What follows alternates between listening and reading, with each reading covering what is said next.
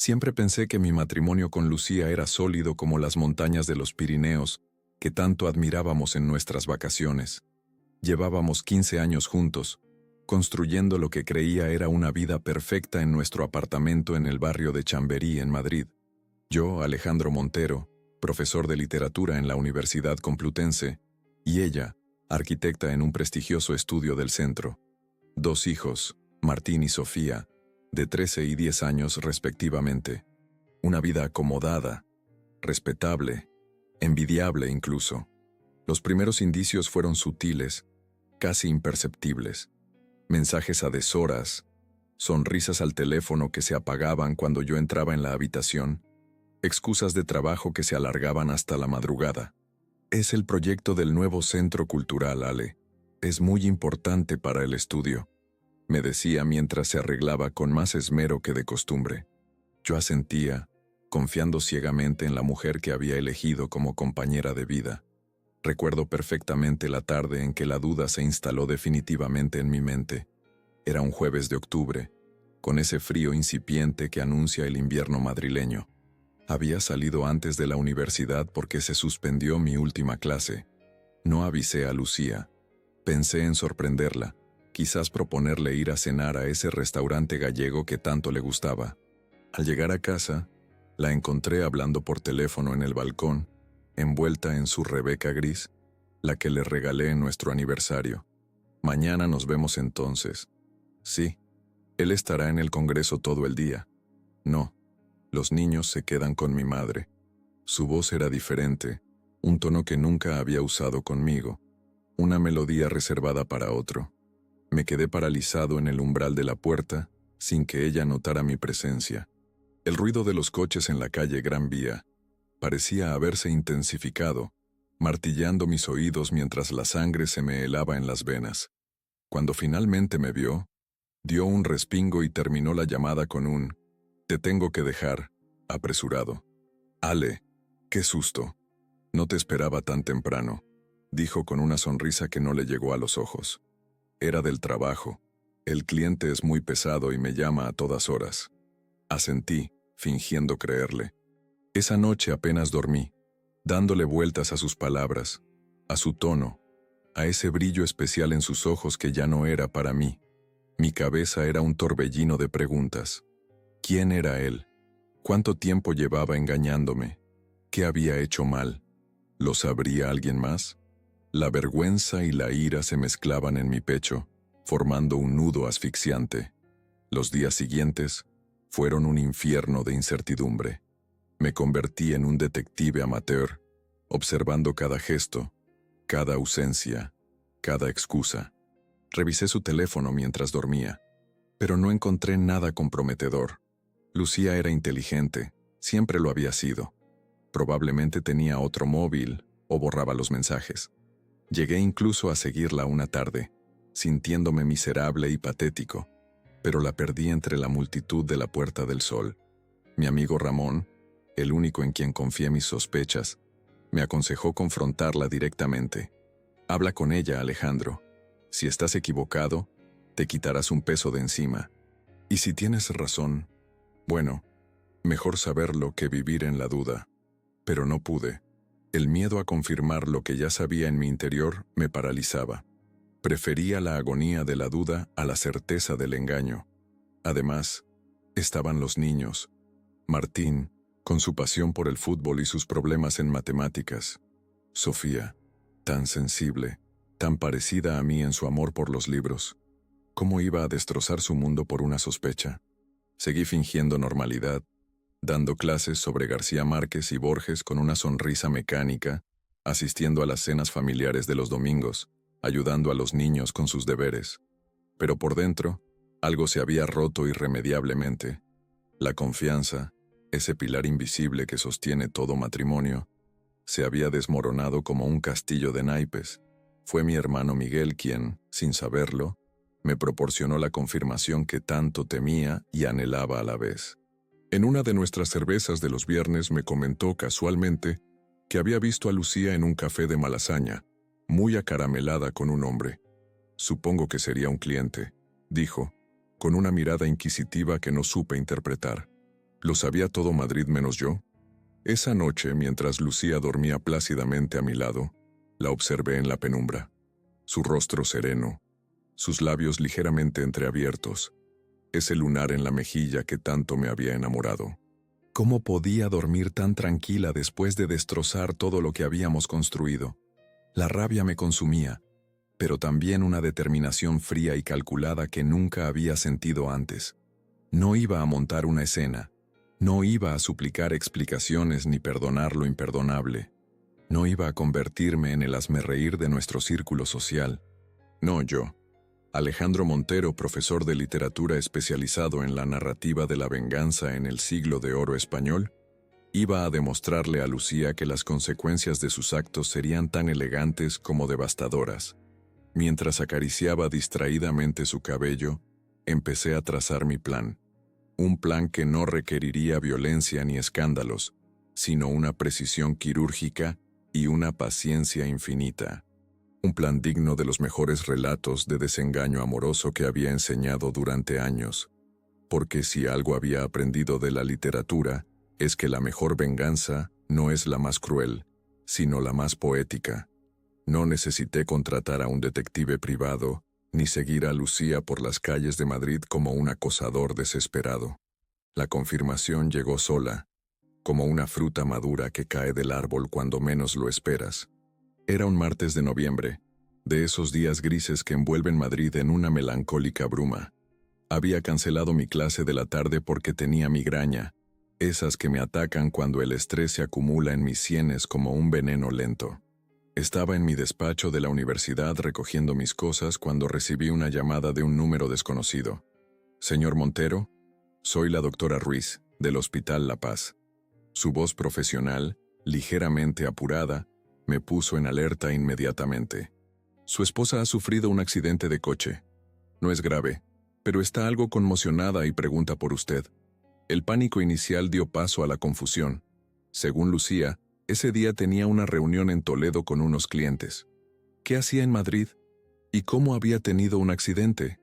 ¿Está segura de que es mi esposa? ¿Lucía Vega? Sí, señor. Lucía Vega. Está en observación, junto con el otro ocupante del vehículo. Algo en mi interior se tensó como una cuerda de guitarra a punto de romperse. ¿Otro ocupante? Sí, el señor, un momento. Escuché el ruido de papeles. El señor Javier Mendoza. Él está un poco más grave, con una fractura en la pierna y posible conmoción cerebral. Javier Mendoza. El nombre me resultaba vagamente familiar, pero no conseguía ubicarlo. ¿Un compañero de trabajo? ¿Un cliente? La doctora siguió hablando, pero yo ya no la escuchaba. Mi mente estaba conectando los puntos, dibujando un mapa de mentiras y traiciones que se extendía ante mí con claridad meridiana. «Estaré allí en 20 minutos», respondí mecánicamente antes de colgar. El trayecto hasta el hospital fue como moverse en un sueño turbio. Las calles de Madrid pasaban ante mis ojos sin que realmente las viera. El Retiro, Cibeles, la Castellana, eran meros telones de fondo para el drama que se desarrollaba en mi cabeza. ¿Quién era ese Javier? ¿Por qué estaba con mi esposa cuando supuestamente ella debería estar en Toledo? Al llegar al hospital, pregunté en recepción por Lucía. Me indicaron la planta y la habitación. Subí en el ascensor, acompañado por una pareja de ancianos que discutían sobre la medicación de algún familiar. Su normalidad, la cotidianidad de su preocupación, me resultaba alienígena en ese momento. Antes de entrar en la habitación de Lucía, algo me detuvo. Una corazonada, un instinto. Saqué mi teléfono y activé la grabadora. No sabía exactamente por qué lo hacía, pero algo me decía que necesitaría pruebas, testimonios, algo tangible para los días oscuros que se avecinaban. Cuando entré, Lucía estaba sentada en la cama, con un pequeño vendaje en la frente y una expresión de absoluto terror al verme. No era el miedo por el accidente, reconocí de inmediato.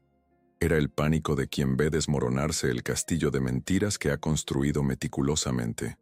«Ale, no esperaba que vinieras tan rápido», balbuceó intentando recomponerse. «La doctora Ruiz me llamó». Respondí con una calma que me sorprendió a mí mismo. Me dijo que habías tenido un accidente, con un tal Javier Mendoza. Su palidez se intensificó. Los ojos, esos ojos castaños que tantas veces había admirado a la luz del amanecer, se llenaron de lágrimas contenidas. Es un compañero del estudio. Íbamos a ver un terreno para el proyecto y... ¿En Toledo? Interrumpí manteniendo un tono neutro, casi académico, como si estuviéramos discutiendo un texto literario en clase. No. Al final la reunión se canceló y decidimos revisar otro proyecto aquí en Madrid. Improvisó, pero su voz temblaba ligeramente. Interesante, continué, sentándome en la silla junto a la cama, porque llamé a tu oficina cuando la doctora me avisó, para informarles del accidente. Y tu secretaria Carmen me dijo que hoy no tenías ninguna reunión programada, que de hecho habías pedido el día libre por asuntos personales. El silencio que siguió fue como un abismo abriéndose entre nosotros. Lucía abrió la boca, la cerró, volvió a abrirla. No salió ningún sonido. Sus manos, siempre elegantes, siempre seguras al dibujar sus planos y maquetas, temblaban ahora sobre la sábana blanca del hospital. También me ha dicho la doctora que llevas ingresada aquí más de 3 horas. Continué, sintiendo una frialdad extraña apoderarse de mí. Curioso que no me hayas llamado tú misma. Estaba conmocionada, Alejandro. No sabía qué hacer. Su voz era un susurro roto. ¿Y tu amigo Javier? ¿Él también estaba demasiado conmocionado para llamar a su pareja? Dejé caer la pregunta como quien deja caer una bomba y se aleja para ver el radio de la explosión. Lucía rompió a llorar. No era un llanto discreto, sino sollozos desgarradores que sacudían todo su cuerpo. Los años de mentiras, de engaños, de dobles vidas se desmoronaban ante mis ojos. Lo siento tanto, Alejandro. No sé qué me pasó. Javier ¿era solo tu amante? ¿El hombre con quien me has estado engañando mientras yo cuidaba de nuestros hijos? ¿Mientras yo preparaba esas clases que tanto te aburren? ¿Mientras yo construía una vida que, aparentemente, no era suficiente para ti? No grité. No hacía falta. Cada palabra caía entre nosotros como una lápida. 15 años de matrimonio sepultados bajo el peso de la verdad. Lucía habló entonces, entre lágrimas, confesando todo. Javier era un arquitecto de otro estudio. Se habían conocido en un congreso en Barcelona hace 8 meses. Al principio, dijo, era solo admiración profesional. Luego, complicidad. Después, pasión. Una pasión que según ella hacía tiempo que no sentía conmigo. Cada detalle era una puñalada, pero me mantuve impasible, la grabadora oculta en el bolsillo de mi chaqueta capturando cada palabra, cada sollozo, cada justificación patética. ¿Los niños lo saben?, preguntó finalmente cuando su confesión se agotó. ¿Si saben que su madre es una mentirosa? No, Lucía, no tienen ni idea. Están en casa de mi hermana ahora mismo, creyendo que sus padres son personas decentes. Me levanté, sintiendo el peso del mundo sobre mis hombros. La miré por última vez, intentando encontrar en ella a la mujer que había amado durante tantos años. No quedaba nada. ¿Qué vas a hacer?, preguntó con voz temblorosa. Nada, respondí simplemente. No voy a hacer absolutamente nada. Salí de la habitación sin mirar atrás, con la grabación segura en mi teléfono. En el pasillo del hospital, me detuve frente a una ventana. La tarde caía sobre Madrid, tiñendo de naranja los edificios. En alguna parte de ese laberinto urbano estaba nuestro hogar, los libros que habíamos compartido, las fotos de viajes que adornaban las paredes, las habitaciones de nuestros hijos. Pero yo ya no pertenecía a ese lugar, o quizás nunca había pertenecido realmente. La Lucía que amaba no existía. Había sido una proyección, un personaje de ficción que yo mismo había creado. Apagué la grabadora y guardé el teléfono. Las pruebas estaban allí, intactas, esperando el momento adecuado. Porque si algo había aprendido en mis años estudiando literatura, es que la venganza, como los buenos vinos, necesita tiempo para madurar. Durante las semanas siguientes, actué con la precisión de un relojero suizo. Mi venganza no sería un arrebato de ira, sino una obra maestra de paciencia y estrategia. Lucía regresó a casa 3 días después del accidente, con la frente aún vendada y una expresión de perpetuo arrepentimiento. Los niños, ajenos a todo, Creían la historia que habíamos fabricado, un simple accidente de tráfico con un compañero de trabajo. Fingí normalidad con una habilidad que no sabía que poseía. Continuamos durmiendo en la misma cama, aunque ahora un océano invisible nos separaba.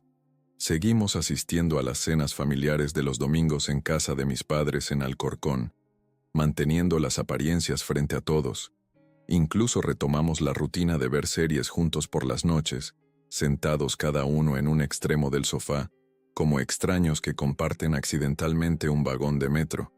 Lucía estaba desconcertada por mi aparente perdón, o al menos por mi falta de reproches. Intentó hablar del tema varias veces, pero yo desviaba la conversación con maestría, como quien esquiva un obstáculo incómodo en el camino. «Deberíamos hablar de lo que pasó, Alejandro», me dijo una noche, mientras yo corregía exámenes en el comedor. «¿De qué exactamente?», respondí sin levantar la vista de los papeles. «Del accidente, de Javier, de nosotros. No hay nada que hablar, Lucía. Lo que hiciste está hecho. No cambiará por mucho que lo discutamos». Mi frialdad la desconcertaba. Probablemente esperaba gritos, reproches, quizás incluso violencia. Los hombres traicionados en las películas siempre reaccionan así. Pero yo no era un personaje de ficción, y mi dolor era demasiado profundo para expresarlo con rabietas infantiles. Mientras tanto, mi plan tomaba forma en silencio, como una semilla que germina bajo la tierra oscura. El primer paso fue asegurarme de que la grabación de su confesión en el hospital estaba a salvo. La transferí a varios dispositivos y la almacené en la nube, bajo contraseñas que solo yo conocía. El segundo paso fue investigar a Javier Mendoza. No fue difícil. En la era de las redes sociales, la privacidad es una ilusión. Descubrí que era socio de un estudio de arquitectura rival, casado con una mujer llamada Elena, con quien tenía una hija pequeña. Su perfil profesional era impecable. Premios, proyectos innovadores, conferencias internacionales. El hombre perfecto, el arquitecto brillante, el amante secreto de mi esposa. También descubrí algo más interesante. Javier estaba a punto de presentarse a un concurso para diseñar el nuevo Centro Cultural de Chamartín, un proyecto multimillonario que podría catapultar su carrera a nivel internacional. Según las redes profesionales, era el favorito para ganar. El tercer paso fue contactar con un viejo amigo, Carlos Duarte, periodista del suplemento cultural de El País. Habíamos estudiado juntos en la universidad y manteníamos una relación cordial, aunque distante. Lo invité a tomar unas cañas en un bar cerca de Gran Vía, lejos de los círculos que frecuentábamos Lucía y yo. «Alejandro, ¿cuánto tiempo?», me saludó con efusividad. «¿Cómo va todo? ¿Sigues torturando a tus alumnos con Quevedo?». Sonreí sintiendo que mi máscara de normalidad se ajustaba perfectamente. Todo bien, todo bien. Los alumnos cada vez leen menos, pero algunos aún se emocionan con «La vida es sueño». Hablamos de trivialidades durante un rato, amigos comunes, política universitaria, el último premio Cervantes. Finalmente, cuando estábamos en la tercera ronda, introduje el tema que me interesaba. «Oye, Carlos, ¿conoces a Javier Mendoza? Es arquitecto, está participando en el concurso para el Centro Cultural de Chamartín». Carlos frunció el ceño, haciendo memoria. «Me suena el nombre. Creo que lo entrevisté hace un par de años cuando ganó el premio al mejor proyecto sostenible o algo así». «¿Por qué lo preguntas?». «Tengo información que podría interesarte sobre él», dije, manteniendo un tono casual. «Algo que podría ser noticia». La curiosidad periodística de Carlos se despertó inmediatamente. «¿Qué tipo de información?». «El tipo de información que podría costarle el concurso», respondí, dando un sorbo a mi cerveza. «Y posiblemente más que eso». Le conté entonces una versión editada de la historia. Había descubierto que Mendoza mantenía una relación extramatrimonial con una arquitecta casada, colega de profesión. Le expliqué que tenía pruebas concretas, grabaciones, mensajes, fechas. No mencioné que la arquitecta casada era mi esposa. Algunos detalles era mejor mantenerlos en la sombra, al menos por ahora.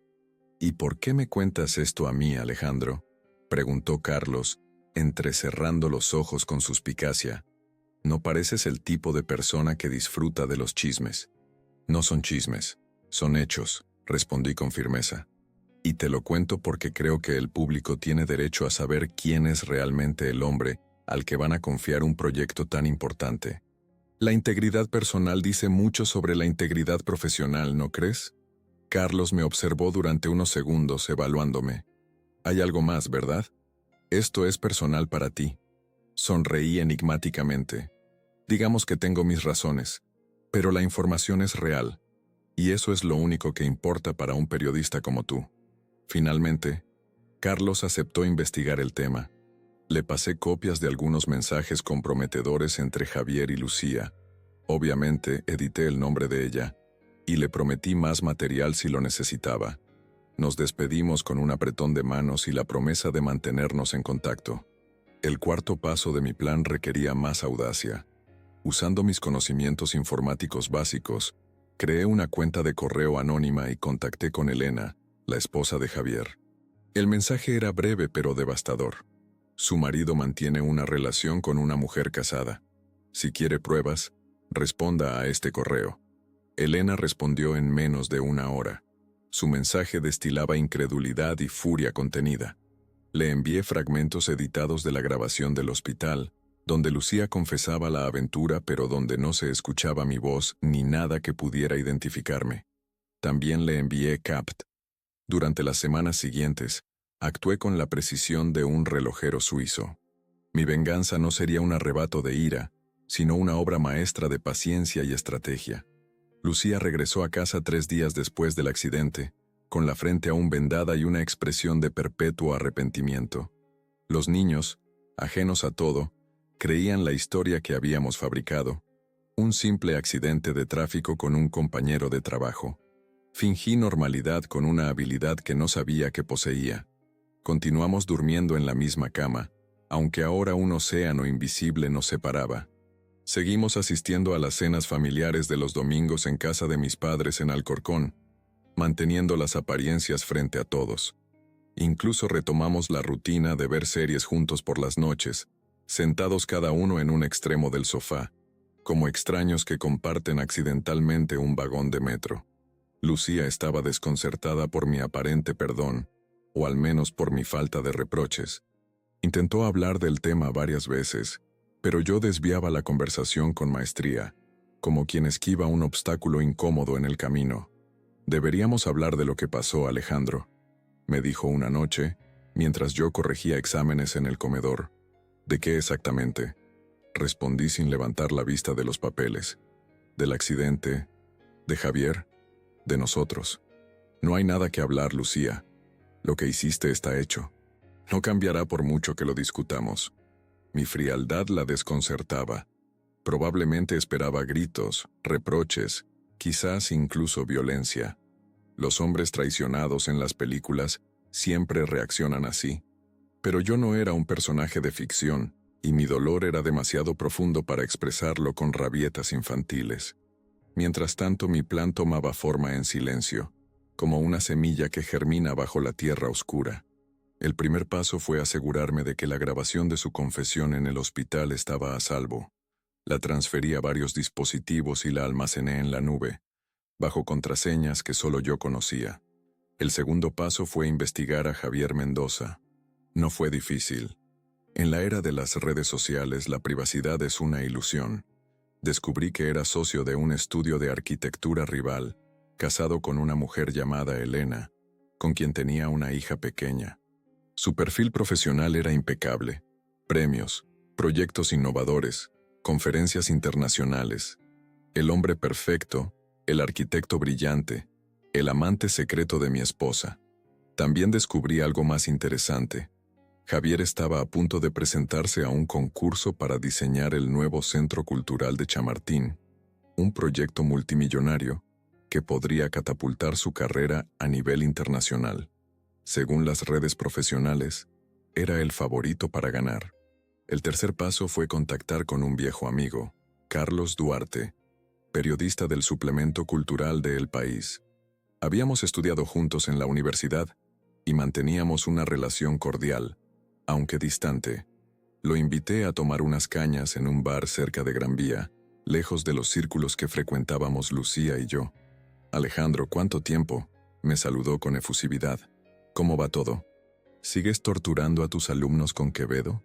Sonreí, sintiendo que mi máscara de normalidad se ajustaba perfectamente. Todo bien, todo bien. Los alumnos cada vez leen menos, pero algunos aún se emocionan con «La vida es sueño».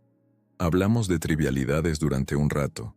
Amigos comunes, política universitaria, el último premio Cervantes. Finalmente, cuando estábamos en la tercera ronda, introduje el tema que me interesaba. «Oye, Carlos, ¿conoces a Javier Mendoza? Es arquitecto. Está participando en el concurso para el Centro Cultural de Chamartín». Carlos frunció el ceño, haciendo memoria. Me suena el nombre. Creo que lo entrevisté hace un par de años cuando ganó el premio al mejor proyecto sostenible o algo así. ¿Por qué lo preguntas? Tengo información que podría interesarte sobre él, dije, manteniendo un tono casual. Algo que podría ser noticia. La curiosidad periodística de Carlos se despertó inmediatamente. ¿Qué tipo de información? El tipo de información que podría costarle el concurso, respondí, dando un sorbo a mi cerveza. Y posiblemente más que eso. Le conté entonces una versión editada de la historia. Había descubierto que Mendoza mantenía una relación extramatrimonial con una arquitecta casada, colega de profesión. Le expliqué que tenía pruebas concretas, grabaciones, mensajes, fechas. No mencioné que la arquitecta casada era mi esposa. Algunos detalles era mejor mantenerlos en la sombra, al menos por ahora. ¿Y por qué me cuentas esto a mí, Alejandro?, preguntó Carlos, entrecerrando los ojos con suspicacia. No pareces el tipo de persona que disfruta de los chismes.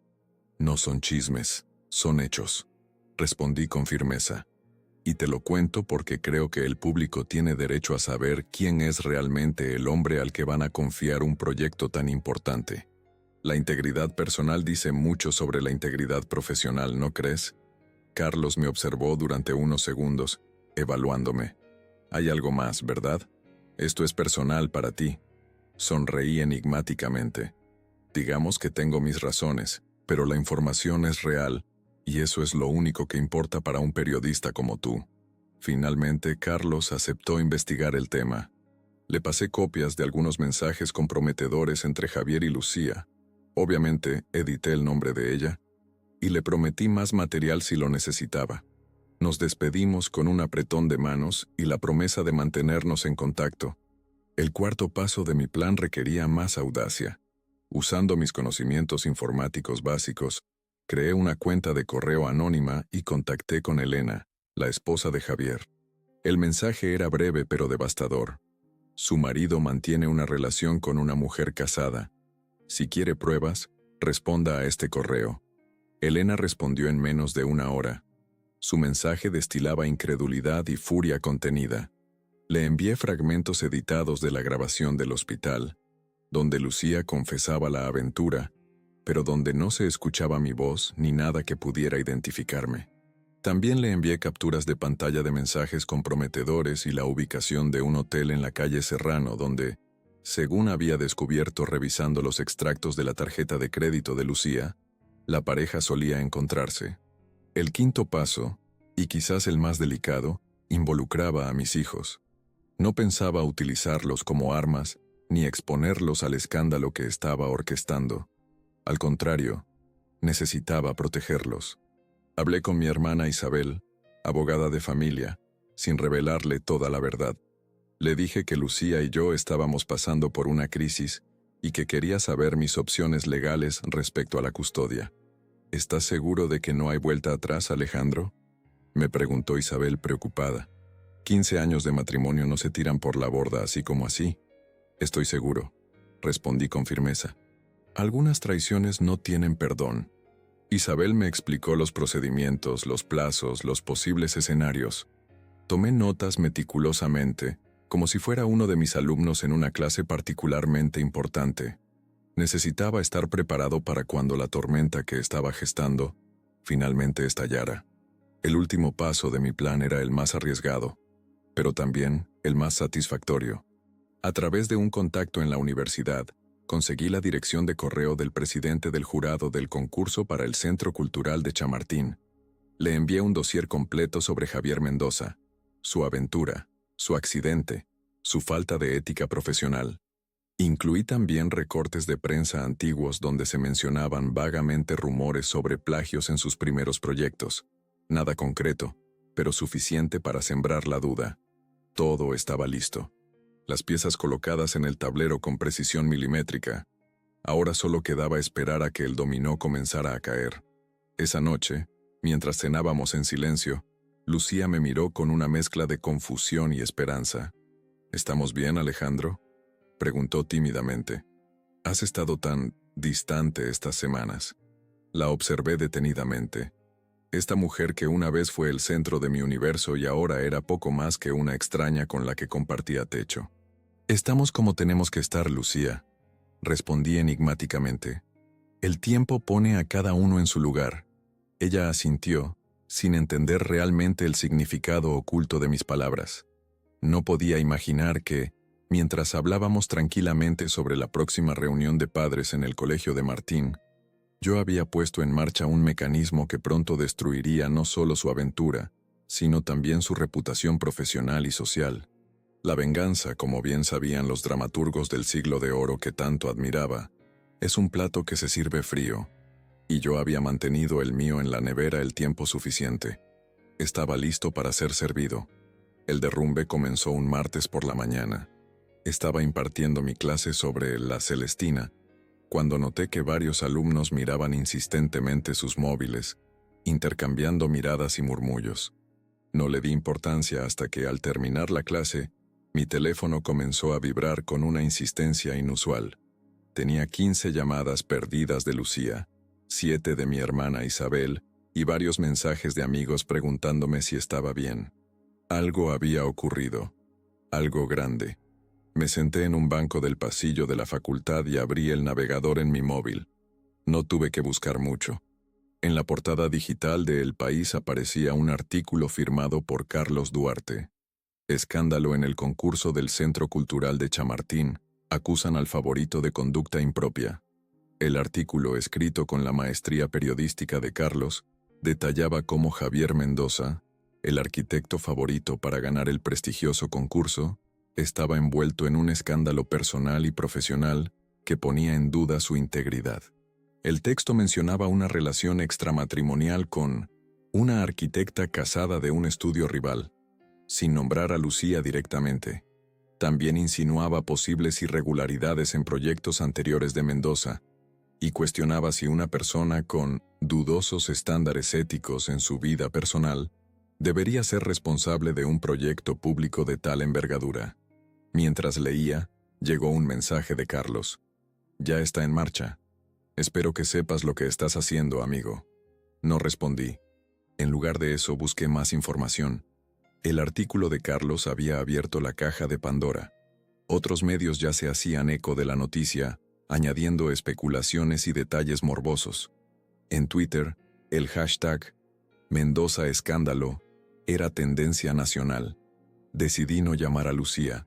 Sabía exactamente dónde encontrarla. En su despacho del estudio, probablemente en estado de pánico, intentando controlar los daños. Me dirigí allí, no por preocupación, sino por curiosidad. Quería ver con mis propios ojos el caos que había desatado. El estudio de arquitectura donde trabajaba Lucía ocupaba la planta baja de un edificio modernista en el barrio de Salamanca. Cuando entré, la tensión era palpable. Las secretarias hablaban en susurros. Los compañeros se reunían en pequeños grupos, intercambiando miradas nerviosas. Nadie pareció sorprenderse de verme allí. La puerta del despacho de Lucía estaba cerrada. Podía escuchar voces alteradas en su interior. Reconocí la de Fernando Almeida, el director del estudio, un hombre severo con fama de intransigente ante cualquier escándalo que pudiera manchar la reputación de la firma. Esperé pacientemente en el pasillo, observando el reloj de pared que marcaba el ritmo de la catástrofe. A las 12:47 la puerta se abrió. Fernando salió primero, con el rostro enrojecido por la furia. Al verme, se detuvo en seco. «Alejandro», dijo con un tono glacial. Supongo que estás al tanto de la situación. Acabo de enterarme. Mentí con naturalidad. Vine en cuanto pude. Fernando me miró con una mezcla de lástima y desprecio. Tu esposa ha puesto en peligro años de trabajo y la reputación de este estudio. No puedo permitirlo. Se alejó sin añadir más, dejándome frente a la puerta abierta del despacho de Lucía. Entré. Estaba sentada tras su escritorio, con la cara enterrada entre las manos. Levantó la vista al oírme y vi que tenía los ojos enrojecidos por el llanto. Su maquillaje perfecto, ese que aplicaba cada mañana con meticulosa precisión, se había corrido, dejando surcos negros en sus mejillas. Alejandro, susurró. ¿Has visto? Lo he visto, respondí secamente, cerrando la puerta tras de mí. Parece que tu aventura ya no es un secreto. No entiendo cómo ha podido pasar, dijo, secándose las lágrimas con un pañuelo. Alguien ha filtrado información a la prensa, fotos, mensajes, incluso hay una grabación de voz que parece mía, aunque está editada. Me senté frente a ella, observándola con una calma que parecía desconcertarla. ¿No vas a decir nada?, preguntó, su voz quebrada por la angustia. ¿Qué quieres que diga, Lucía? ¿Que lo siento? ¿Que te apoyo en estos momentos difíciles? Cada palabra estaba cargada de una ironía que parecía cortarla como un cuchillo. ¿O prefieres que finja sorpresa, como si no supiera que te has estado acostando con Javier Mendoza durante meses? Sus ojos se abrieron desmesuradamente. La comprensión iluminó su rostro como un relámpago en la oscuridad. «Has sido tú», dijo en un susurro. No era una pregunta. «Tú has filtrado todo esto». No confirmé ni negué. No hacía falta. Mi silencio era más elocuente que cualquier confesión. ¿Por qué así, Alejandro? ¿Por qué no simplemente pediste el divorcio? ¿Por qué destruirme públicamente? ¿Destruirte?, repliqué con frialdad. Yo no he destruido nada, Lucía. Has sido tú, con cada mentira, con cada noche que pasaste en brazos de otro mientras yo cuidaba a nuestros hijos. Yo solo he dejado que la verdad salga a la luz. Se desplomó en su silla, derrotada. Fernando me ha despedido, dijo con voz apagada. Dice que no puede permitirse que el escándalo salpique al estudio. Que debo irme hoy mismo. Lo imagino, respondí, sin mostrar la menor compasión. El mundo de la arquitectura es pequeño, y los escándalos viajan rápido. ¿Y los niños? ¿Qué les diremos? Les diremos la verdad, Lucía. Una versión adaptada, por supuesto. Que mamá y papá ya no pueden vivir juntos. Que a veces los adultos cometen errores. Que seguiremos queriéndolos pase lo que pase. ¿Me estás dejando?, preguntó, aunque ya conocía la respuesta. Te dejé el día que descubrí tu engaño, respondí con serenidad. Solo que tú no lo sabías aún. Me levanté, sintiendo un extraño vacío. La venganza que había planeado con tanto cuidado estaba en marcha, imparable como una avalancha. Pero no sentía la satisfacción que esperaba. Solo un cansancio infinito, como si hubiera corrido una maratón emocional. He hablado con un abogado, dije, dirigiéndome hacia la puerta. Te enviaré los papeles del divorcio esta semana. Puedes quedarte en casa con los niños hasta que encuentres otro lugar. Yo me instalaré en el apartamento de mi hermano en Lavapiés. ¿Así termina todo?, preguntó, con una voz que apenas reconocí. ¿15 años juntos acaban así? Me detuve en el umbral, mirándola por última vez como mi esposa. No, Lucía, no terminan así. Terminaron hace 8 meses, cuando decidiste que nuestro matrimonio no valía lo suficiente como para serle fiel. Salí del despacho sin mirar atrás, consciente de las miradas de sus compañeros que seguían cada uno de mis movimientos. En la calle, el sol de Madrid brillaba con una intensidad casi ofensiva. La vida continuaba, indiferente a los dramas personales que se desarrollaban bajo su luz. Mi teléfono vibró con una notificación. Era un correo de Carlos Duarte. Han retirado a Mendoza del concurso. Su esposa ha solicitado el divorcio. El escándalo sigue creciendo. ¿Hablamos? No respondí. No había nada más que decir. La maquinaria que había puesto en marcha funcionaba ya por sí sola, arrastrando a Lucía y a Javier en su implacable engranaje. Yo podía alejarme, observar desde la distancia cómo se desarrollaban las consecuencias de sus actos. Mientras caminaba por la Gran Vía, entre la multitud anónima, sentí una extraña ligereza, como si me hubiera desprendido de un peso que llevaba cargando demasiado tiempo. No era felicidad, no era alivio, era algo más profundo y más inquietante, la certeza de que, a partir de ese momento, mi vida sería completamente diferente. El escándalo creció como una mancha de aceite sobre el agua. En menos de una semana, lo que había comenzado como un artículo en la sección cultural del País se había convertido en tema de debate en tertulias radiofónicas, blogs de arquitectura y corrillos universitarios. El nombre de Lucía, que inicialmente había quedado protegido por la discreción periodística de Carlos, acabó saliendo a la luz cuando alguien filtró un vídeo grabado con un móvil. Javier y ella, besándose en la terraza de un restaurante de Malasaña, ajenos a las miradas indiscretas. No sé quién grabó ese vídeo ni cómo llegó a los medios. No fue parte de mi plan, pero tampoco hice nada por detener su difusión. A veces, cuando enciendes un fuego, no puedes controlar hacia dónde sopla el viento. Instalado en el pequeño apartamento de mi hermano en Lavapiés, observaba los acontecimientos desde una distancia emocional que me sorprendía a mí mismo. Por las tardes, recogía a los niños del colegio y pasábamos tiempo juntos, intentando mantener una normalidad que se desmoronaba por momentos. Martín, con sus 13 años, era lo suficientemente mayor para entender que algo grave sucedía. Sofía, más pequeña pero igualmente perspicaz, me hacía preguntas que me desgarraban el alma. ¿Por qué mamá llora tanto, papá?, me preguntó una tarde mientras caminábamos por el retiro, dando de comer a los patos del estanque. ¿Es porque ya no la quieres? Me agaché hasta quedar a su altura, mirándola directamente a esos ojos que eran un reflejo exacto de los míos. Mamá está triste porque los adultos a veces cometemos errores, cariño. Y esos errores tienen consecuencias que nos hacen sufrir. ¿Qué error cometió mamá? Suspiré, buscando palabras que una niña de 10 años pudiera entender sin que la dañaran irremediablemente. Mamá olvidó que las promesas son importantes, y cuando rompes una promesa, las personas se sienten heridas. Sofía asintió con esa gravedad que solo los niños pueden mostrar ante las verdades más dolorosas. ¿Volveremos a vivir todos juntos algún día? No lo creo, cariño, respondí con sinceridad. Pero eso no significa que no sigamos siendo una familia, solo que será una familia diferente.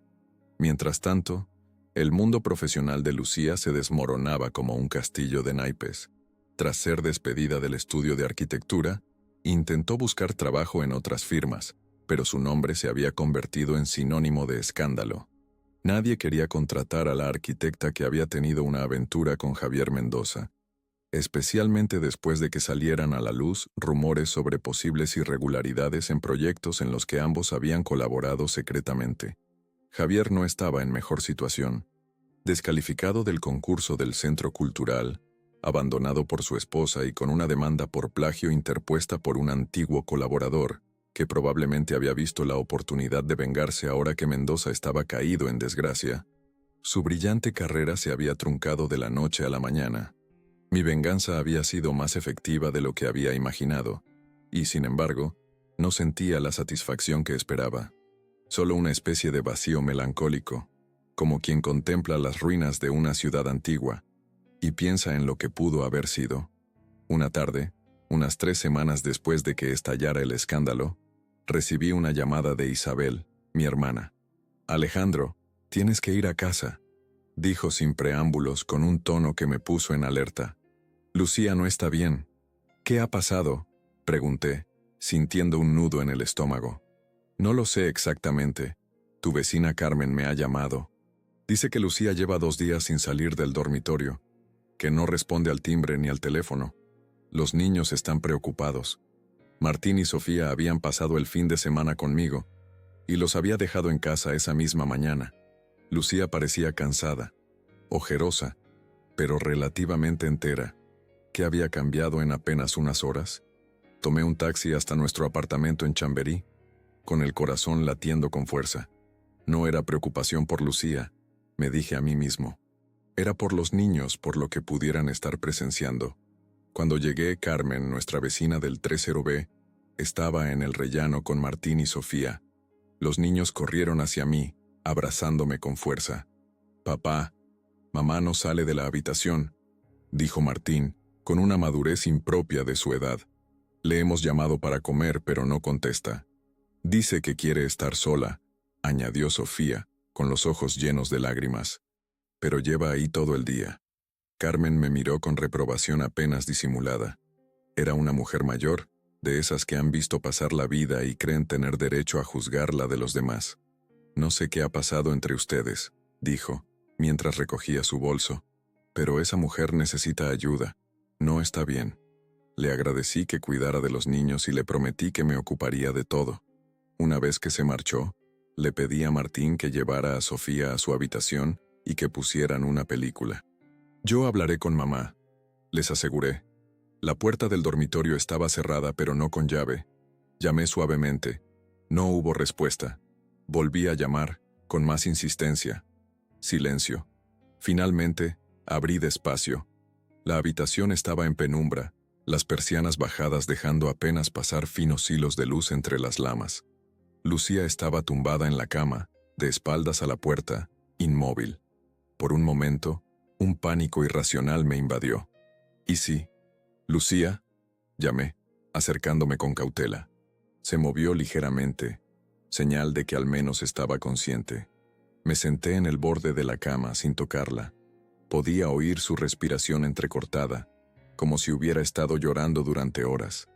«Los niños están preocupados», dije finalmente. «Dicen que llevas todo el día aquí encerrada». Lentamente se dio la vuelta. Su rostro, antes luminoso y seguro, estaba demacrado, con profundas ojeras y los labios resecos. Parecía haber envejecido 10 años en menos de un mes. «He perdido el juicio», dijo con voz ronca, casi inaudible. «¿Qué juicio?», pregunté desconcertado. «El de la custodia preliminar. Tu abogado presentó la grabación del hospital como prueba de conducta impropia. El juez ha determinado que los niños deben quedarse contigo mientras se resuelve el divorcio». La noticia me golpeó como un mazazo. Mi abogado había actuado por su cuenta, utilizando material que yo le había proporcionado pero que nunca le autoricé a presentar. O al menos eso quería creer. En el fondo sabía que esta era la consecuencia lógica de mis acciones. La última pieza de mi venganza cayendo en su lugar. No sabía que se había celebrado la vista, murmuré, más para mí mismo que para ella. «Por supuesto que lo sabías», respondió con amargura. «Lo has planeado todo desde el principio. La filtración a la prensa, el escándalo, ahora esto. Has destruido mi carrera, mi reputación, y ahora me quitas a mis hijos». Quise negarle, decirle que nunca fue mi intención llegar tan lejos, que solo quería que sintiera algo del dolor que yo había sentido al descubrir su traición, pero las palabras se me atascaron en la garganta, porque en el fondo sabía que tenía razón. Había desatado fuerzas que ya no podía controlar, y las consecuencias habían superado mis cálculos más sombríos. «Los niños te necesitan», dije finalmente. «No puedes hundirte así». Lucía soltó una risa amarga, casi un sollozo. «¿Te preocupas por mí ahora, después de todo lo que has hecho?» «Me preocupo por Martín y Sofía. Necesitan a su madre, sin importar lo que haya pasado entre nosotros». Se incorporó lentamente sentándose en la cama. Su mirada, antes derrotada, adquirió un brillo de determinación. «Voy a luchar por mis hijos, Alejandro. No me importa lo que tenga que hacer, ni a quién tenga que enfrentarme. Puedes haberme quitado todo lo demás, pero a ellos no». Asentí, sintiendo un extraño respeto por esta mujer quebrada pero no vencida. «No esperaba menos de ti». Me levanté, dispuesto a marcharme, pero su voz me detuvo. «Tu venganza ha sido perfecta, lo reconozco. Calculada, fría, devastadora, digna de esas tragedias de Shakespeare que tanto te gustan». Hizo una pausa, mirándome directamente a los ojos. «Pero dime una cosa, ¿te ha hecho feliz?» No supe qué responder. La pregunta quedó flotando en el aire de la habitación en penumbra, como un fantasma que se niega a desaparecer. «Los niños te están esperando», dije finalmente, evadiendo la cuestión. «Deberías darte una ducha y comer algo. Les preocupa verte así». Salí del dormitorio con la extraña sensación de que, a pesar de haber ganado todas las batallas, quizás estaba perdiendo la guerra más importante, la de mi propia paz interior. El otoño dio paso al invierno, y Madrid se cubrió con ese frío seco que corta la piel y clarifica los pensamientos. Los trámites del divorcio avanzaban con la lentitud burocrática habitual, mientras Lucía y yo manteníamos una coexistencia fría y distante por el bien de los niños. Ella había encontrado un trabajo modesto en un pequeño estudio de interiorismo en Vallecas, muy por debajo de sus capacidades y pretensiones, pero suficiente para mantenerse a flote económicamente. Yo seguía en el apartamento de Lavapiés, dando mis clases en la universidad y recogiendo a los niños 3 días a la semana, según el régimen provisional que habíamos acordado, ignorando la resolución judicial que me daba la custodia completa. Fue durante esos meses grises cuando comencé a cuestionarme si mi venganza había valido la pena. El placer inicial de ver a Lucía y Javier pagar por su traición se había diluido, dejando tras de sí un pozo amargo de dudas y culpabilidad. Cada vez que veía a Martín retraído, perdiendo interés en el fútbol que tanto le apasionaba, o a Sofía llorando en silencio mientras dibujaba casas donde toda la familia vivía junta de nuevo, sentía que el precio de mi dignidad restaurada había sido demasiado alto. Una tarde de enero, mientras corregía exámenes en la biblioteca de la facultad, recibí una llamada de la directora del colegio de los niños. «Señor Montero, lamento molestarle, pero tenemos una situación con Martín que requiere su presencia inmediata». «¿Qué ha pasado?», pregunté, sintiendo ese miedo instintivo que solo los padres conocen. «Ha habido una pelea. Martín ha golpeado a otro alumno. El chico está bien, solo tiene un labio partido, pero su actitud nos preocupa. Se ha encerrado en el baño y se niega a hablar con nadie. Llegué al colegio en menos de 20 minutos. La directora, una mujer de mediana edad con aspecto de haber visto demasiados dramas adolescentes, me recibió en su despacho. Martín nunca ha sido un niño problemático, comenzó, ajustándose las gafas. Por eso su comportamiento de hoy nos ha sorprendido tanto. Según sus compañeros, el otro chico, Pablo García, hizo un comentario sobre la situación familiar de ustedes. ¿Qué tipo de comentario?, pregunté, aunque ya lo imaginaba. Al parecer dijo algo sobre que la madre de Martín salía en videos en internet besándose con otro hombre. La directora parecía incómoda. «Ya sabe cómo son los adolescentes, señor Montero. Repiten lo que escuchan en casa sin medir las consecuencias». Asentí, sintiendo una punzada de culpa. Mi venganza había alcanzado a mi hijo, la persona que más quería proteger en este mundo. «¿Dónde está Martín ahora?» «En la enfermería. Conseguimos que saliera del baño, pero sigue sin querer hablar. Cuando entré en la pequeña sala blanca que servía de enfermería, vi a mi hijo sentado en una camilla, con la mirada fija en el suelo.